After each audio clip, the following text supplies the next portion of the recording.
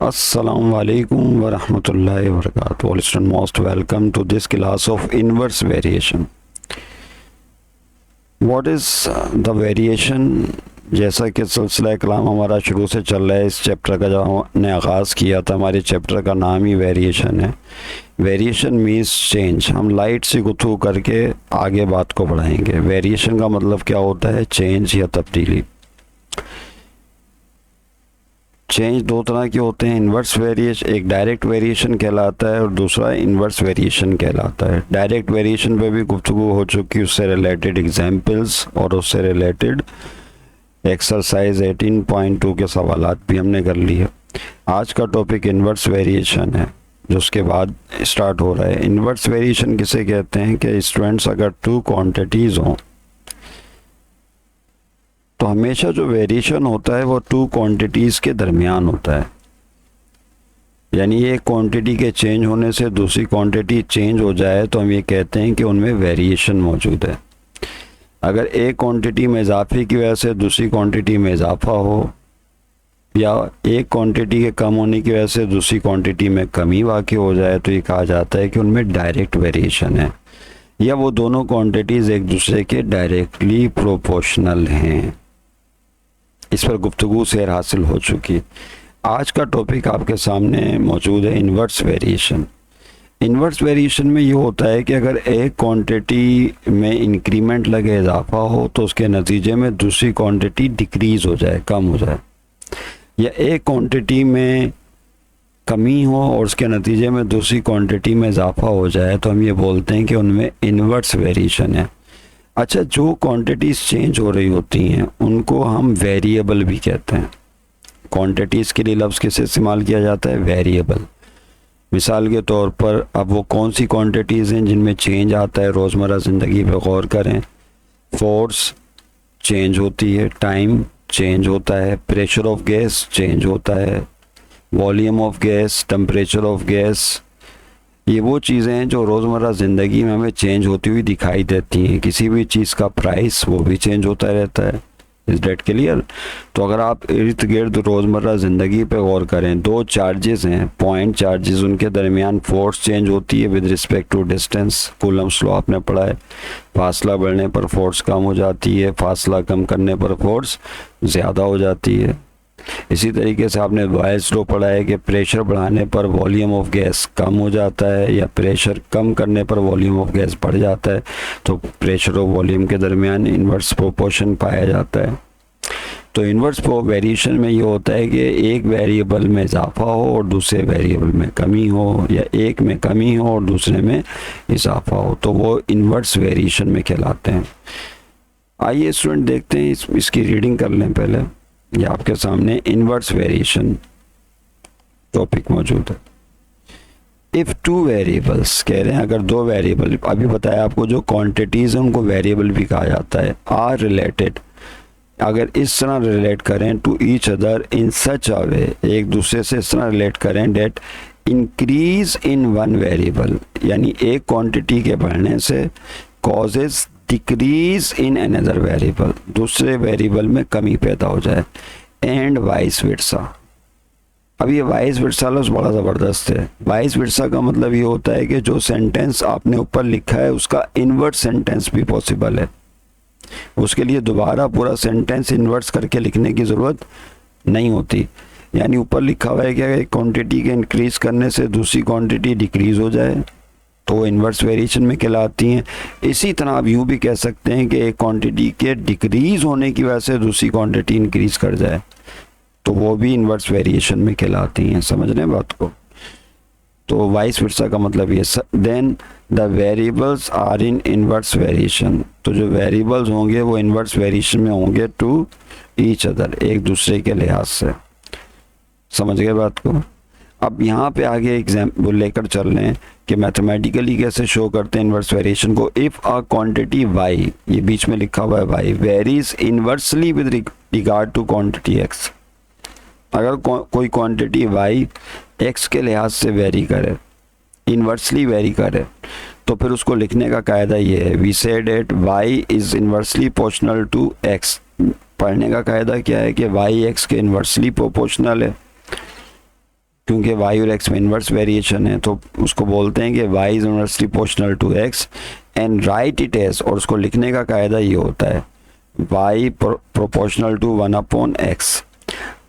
यानी इसका मतलब ये हुआ कि इन्वर्स वेरिएशन लिखने के लिए प्रोपोर्शनल साइन के बाद हमेशा वेरिएबल 1 करके लिखा जाता है डिनोमिनेटर में, और डायरेक्ट वेरिएशन में क्या आता है स्टूडेंट्स, दोनों वेरिएबल्स या क्वांटिटीज़ को न्यूमरेटर के तौर पे लिखते थे, y प्रोपोर्शनल टू x लिख देते थे, और इन्वर्स में क्या होगा, जो सेकंड वेरिएबल है 1/x करके लिखा जाएगा, तो y इन्वर्सली प्रोपोर्शनल है 1/x के। फिर याद करें प्रोपोर्शनल को इज इक्वल टू में चेंज करते हैं तो हमेशा एक कांस्टेंट लगाते हैं, तो यहाँ पे y is equal to k/x आ जाएगा, और यहाँ जो k है इसको कांस्टेंट ऑफ वेरिएशन भी बोला जाता है या कांस्टेंट ऑफ प्रोपोर्शनलिटी भी बोलते हैं। x को लेफ्ट पर भेज दें तो ये हो जाएगा yx is equal to k। तो ये आपके सामने एक कनेक्शन आ गया x और y के दरमियान, yx is equal to k, या इसको k is equal to xy भी बोल सकते हैं। समझ गए बात को। अब इस इक्वेशन के ज़रिए, इस इक्वेशन से एक बात और बड़ी इंपॉर्टेंट पता चली, वो ये कि जब दो क्वांटिटीज़ या वेरिएबल एक दूसरे के इन्वर्स वेरिएशन में होते हैं यानी इन्वर्सली प्रोपोर्शनल होते हैं तो उनका प्रोडक्ट हमेशा कांस्टेंट होता है। फिर से I repeat this sentence for you. Whenever two quantities are in inverse variation, then their product must be constant. जब दो वेरिएबल एक दूसरे के इन्वर्सली प्रोपोर्शनल होते हैं तो उनका हासिल ज़रब, उनका प्रोडक्ट, उनकी मल्टीप्लिकेशन हमेशा कोई कांस्टेंट नंबर होता है। ये बात आपने बॉयल्स लॉ में पढ़ी थी। याद करें जब प्रेशर और वॉल्यूम एक दूसरे के इन्वर्सली प्रोपोर्शनल थे, याद करें, याद है आपको, वॉल्यूम और प्रेशर एक दूसरे के इन्वर्सली प्रोपोर्शनल होते हैं तो उसको यूँ लिखते थे volume V pressure P proportional 1/P, और फिर यहाँ पे कांस्टेंट लगाते थे, याद आ गया होगा आपको, V is equal to K/P। K constant होता था, प्रोपोर्शनल को इज इक्वल टू में चेंज करके K कांस्टेंट, P को लेफ्ट पर भेज दें तो PV is equal to K। तो आपने देखा कि प्रेशर और वॉल्यूम का जो प्रोडक्ट है वो क्या आ गया, कांस्टेंट आ गया। तो ये बॉयल्स लॉ की देखा आपने, अभी जो हम बात कर रहे थे कि जो आप इन्वर्स वेरिएशन पढ़ रहे हैं, या चैप्टर का नाम है, इसकी प्रैक्टिकल एप्लीकेशन आपको जगह जगह मिलेगी, फिज़िक्स में मिलेगी, केमिस्ट्री में मिलेगी, यानी बहुत जगहों पर इसका इस्तेमाल है, इसलिए उसको यहाँ सिखाया जाता है। तो बहरहाल ये आपके सामने एक एग्जाम्पल भी आ गई, प्रैक्टिकल एग्जाम्पल। आइए अब एग्जाम्पल जो मैथमेटिकल एग्जाम्पल है उसको कैसे सॉल्व किया जाएगा उसको हम बात कर रहे हैं। एग्जाम्पल 1 है, कह रहे हैं if y varies inversely as x, अगर y चेंज होता है, एग्जाम्पल पे गौर करें, मैं आपके सामने लिखी हुई है, y varies inversely as x, अगर y जो है वो x के लिहाज से इन्वर्सली वेरी करे, और आई कह रहे हैं y is equal to 7 when x is equal to 2, जब x 2 है तो y की वैल्यू उस वक्त 7 है। Find y when x is equal to 126। देखें सवाल हल करने का कायदा ये होगा कि पहले हम y और x के दरमियान इन्वर्स वेरिएशन लिखेंगे, उसके बाद फिर एक इक्वेशन 1 बनाएंगे जिसमें k मौजूद होगा। क्या कहेंगे उसे, इक्वेशन नंबर 1। k कैसे आएगा अभी हम डिस्कस करेंगे इस चीज़ को। उसके बाद फिर इनिशियल कंडीशन इस्तेमाल कर कर k की वैल्यू फाइंड आउट की जाएगी। किसकी वैल्यू फाइंड आउट करेंगे, k की। मिसाल पर यहाँ पे कंडीशन दी है y is equal to 7, x is equal to 2, ये पुट करके k निकालेंगे। k की इस कीमत को इक्वेशन 1 में पुट कर देंगे, तो फिर जो इक्वेशन बनेगी वो इक्वेशन 2 कहलाएगी। अब उस इक्वेशन 2 को इस्तेमाल करते हुए आप किसी भी मतलूबा वेरिएबल की वैल्यू फाइंड आउट कर सकते हैं। That's it. आइए इस क्वेश्चन को सॉल्व करते हैं। एग्जाम्पल में सॉल्यूशन ही आपके सामने आ गया। क्या y varies inversely as x, that is, ये i का मतलब होता है यानी कि डेट is y proportional to 1/x लिखेंगे। ओके, ये साइन ऑफ वेरिएशन कहलाती है, इन्वर्स वेरिएशन होगी क्योंकि यहाँ पर जो है x अपॉन में। फिर प्रोपोर्शनल को इज इक्वल टू में चेंज करेंगे तो स्टूडेंट कांस्टेंट k लगाएंगे, 1/x आगे खिसक गया, k 1 से मल्टीप्लाई होकर k बनाएगा अपॉन में x। फिर इस x को लेफ्ट पर y के पास भेज दें तो ये हो जाएगा x y is equal to k। Side change करके लिखा है इन्होंने, k is equal to x y, एक ही बात है, ना भी करें k is equal to x y लिख सकते हैं इसे। इक्वेशन नंबर 2 बन गई।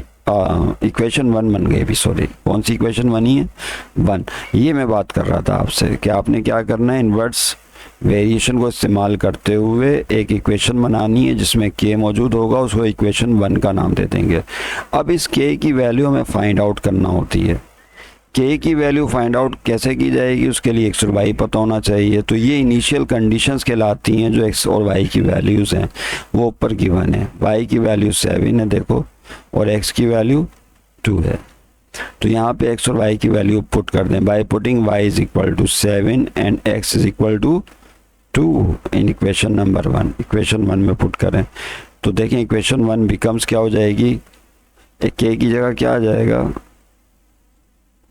k तो मालूम करना है, k is equal to x की जगह 2 आ गया, y की जगह 7, तो 2 7 हो जाएगा 14। ये आ गई k की वैल्यू, समझ रहे हैं बात को। अब इस k की वैल्यू को इक्वेशन 1 में पुट करना है, जैसा कि बताया सवाल का फॉर्मेट है, और तमाम क्वेश्चन इसी फॉर्मेट से सॉल्व होंगे। एक को समझ लेंगे आप तो इंशाल्लाह बाकी तमाम क्वेश्चन और एग्जाम्पल आप खुद भी कर सकते हैं। तो 2 7 14, साइड चेंज करते हैं, x यहाँ पर इक्वेशन 1 में पुट करें पहले। ये इक्वेशन 1 आपके सामने ऊपर भी लिखी हुई थी, ये इक्वेशन 1 यहाँ भी लिखी हुई है। तो देखें एक्स वाई क्या हो जाएगा, यहाँ पे k की वैल्यू 14 आ गई, साइड चेंज करके लिखा है उन्होंने एक्चुअली। k की जगह क्या आ गया स्टूडेंट, 14 आ गया और एक्स वाई साथ में, तो x y is equal to 14 करके लिख दिया। ये इक्वेशन नंबर 2 बन गई। अब ये वो इक्वेशन है कि यहाँ पर किसी भी वेरिएबल x या y की वैल्यू फाइंड आउट कर सकते हैं from given value of the variable के जरिए। आइए मैं इसको आपके लिए ऊपर कर दूं, हो गया सही नजर आ रहा है, थोड़ा सा और ऊपर कर देते हैं।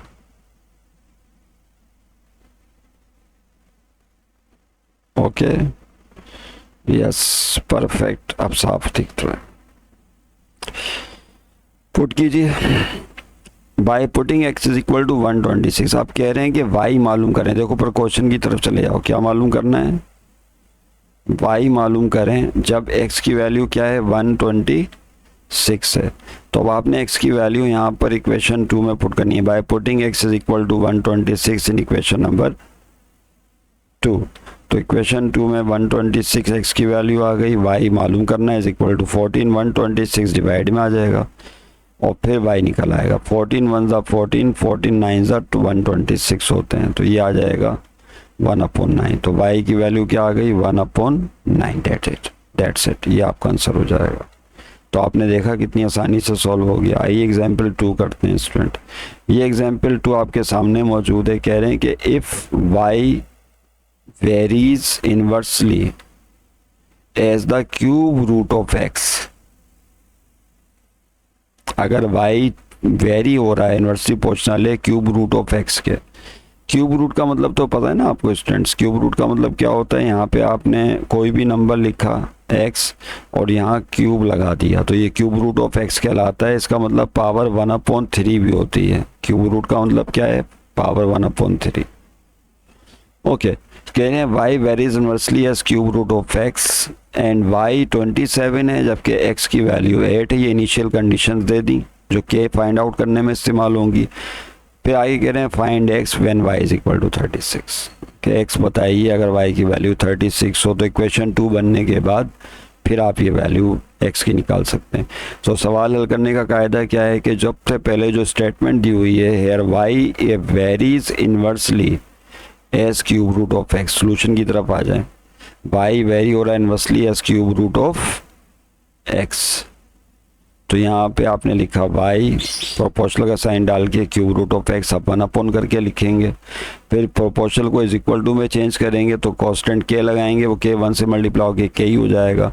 तो y इज इक्वल टू ये हो जाएगा k upon cube root of x implies that. अब आपने इस क्यूब रूट ऑफ x को लेफ्ट पर y के पास भेज देना है और इज इक्वल टू k, तो y multiply cube root of x is equal to k। ये आ गई इक्वेशन नंबर 1। लेकिन इक्वेशन 1 जब बनती है तो उसके फ़ौरन बाद हमें k निकालना होता है, और k निकालने के लिए हमें इस्तेमाल करना होगा इनिशियल कंडीशंस को। यहाँ पर देखिए इनिशियल कंडीशन क्या दी है, y है 27 और x की वैल्यू 8 है। तो यहाँ पर आपने जो है x की वैल्यू 8 और y की वैल्यू 27 पुट करनी है। तो यहाँ पुट कर दीजिए इक्वेशन नंबर 1 में। तो देखिए यहाँ पे क्या होगा, साइड भी चेंज कर दी उन्होंने। k is equal to, yes y की जगह क्या आएगा 27 और x की जगह 8 आएगा। देखो y की जगह 27 आ गया, x की जगह 8 आ गया। अब इसको सिंप्लीफाई करना है। तो देखें स्टूडेंट, इसको सिंप्लीफाई करना बिल्कुल ही आसान है। 8 का क्यूब रूट निकालें।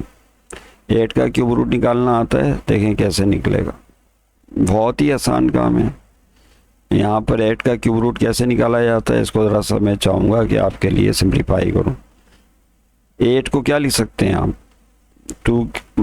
2 की पावर 3 लिख सकते हैं, क्योंकि 2 to the 4, 4 to the 8 होते हैं। अब होगा ये जो क्यूब है 2 की पावर 3 है, ये क्यूब रूट से कट जाएगा। नहीं समझे बात को, क्यों कट जाता है उसकी वजह भी मैं आपको बताऊँ। ये 2 की पावर 3 है और होल पावर, क्यूब रूट का मतलब पावर 1/3 होता है। तो 3 1/3 नीचे वाले 3 से कट गया, तो क्या रह जाएगा 2, और ऊपर डायरेक्ट काट देंगे तब भी 2 बचेगा। तो दोनों तरीके से ही, पता नहीं नज़र आ रहा है, नहीं नज़र आ रहा, नहीं नज़र आ रहा। तो यहाँ देख लें 2 की power 3 whole power, cube root को 1/3 लिख सकते हैं, 3 से 3 कट गया तो 2 1 2 हासिल हो जाएगा। तो क्यूब रूट ऑफ 8 जो है वो 2 के बराबर होता है। एक तरीका तो स्टूडेंट इसका ये है, एक और तरीका भी है, ट्रिपल बनाने वाला तरीका। क्यूब रूट ऑफ 8 ट्रिपल के ज़रिए भी हासिल कर सकते हैं। वो कैसे होता है, तो मैं चाहूँगा कि आपके लिए उसको भी थोड़ा सा एक्सप्लेन कर दूँ, क्योंकि ये चीज़ें एक्सरसाइज सॉल्व करने में इस्तेमाल होंगी। अगर आप सीरीज़ के साथ स्टडी कर रहे हैं, पढ़ रहे हैं, लेक्चर अटेंड कर रहे हैं, तो आपको बहुत मज़ा आने वाला है और आपके लिए बिल्कुल मैथमेटिक्स इजी इंशाल्लाह होती चली जाएगी। देखिए यहाँ पर क्या है, ये ट्रिपल पर गौर करें। मैं यहाँ क्यूब रूट ऑफ 8 जगह तंग हो रही है, ये लिखा हुआ है क्यूब रूट ऑफ 8। देखिए आप से गौर कर लें, यहाँ पर 8 को ऐसे लिख सकते हैं, 2 multiply by 2 multiply by 2, triple बन गया, 2 to the 4, 4 to the 8। तो क्यूब रूट ऑफ 8 को ऐसे लिखा सकता है। यहाँ 3 सेम नंबर का ट्रिपल, जिस तरह स्क्वायर रूट में पेयर बनता है, इस तरह क्यूब रूट में ट्रिपल बनता है। स्क्वायर रूट में पेयर से एक नंबर बतौर आंसर बाहर आ जाता है। क्यूब रूट में जब ट्रिपल बनता है तो ट्रिपल से एक नंबर बतौर आंसर बाहर आ जाता है। तो यहाँ पे होगा ये कि जैसे ही सेम 3 नंबर का ट्रिपल बना तो उसमें से एक 2 बाहर आ जाएगा। तो क्यूब रूट ऑफ 8 क्या कहलाएगा, जस्ट 2 कहलाएगा। समझ रहे हैं बात को। तो यहाँ पे क्यूब रूट ऑफ 8 2 होगा। आ जाए दोबारा में, we get k is equal to 27 cube root of 8, और ये 27 अपनी जगह, क्यूब रूट ऑफ 8 की जगह 2 आया, 27 2 से मल्टीप्लाई होके 54 बनाएगा। तो इस तरह k की वैल्यू 54 हासिल हो जाएगी। k की इस कीमत को फ़ौरन आपने इक्वेशन 1 में पुट करना है, जो ऊपर आपने बनाई है, ये इक्वेशन 1, इसमें पुट कर दें k की वैल्यू को। समझ रहे हैं बात को। तो यहाँ 54 आ जाएगा।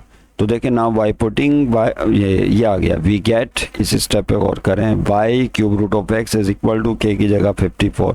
इस इक्वेशन को स्टूडेंट नाम देते हैं हम किसका, इक्वेशन नंबर 2 का। ये वो इक्वेशन है कि इसके ज़रिए अब आप कोई भी वेरिएबल की value from given value of variable से मालूम कर सकते हैं। तो फिर देखें गौर करें, आखिरी मरला, फाइंड एक्स, क्या कह रहे हैं, एक्स बताइए जब वाई की वैल्यू 36 है। तो यहाँ पर आपने जस्ट क्या करना है स्टूडेंट, y की वैल्यू 36 पुट करनी है, पुट कर दी, और क्यूब रूट ऑफ x अपनी जगह इज इक्वल टू 54, इक्वेशन 2 से रिजल्ट लिखा। अब यहाँ पे क्यूब रूट ऑफ x अपनी जगह रहा इज इक्वल टू 54 अपनी जगह, 36 डिवाइड में आ जाएगा। अब इसको 18 के टेबल से काट दीजिए।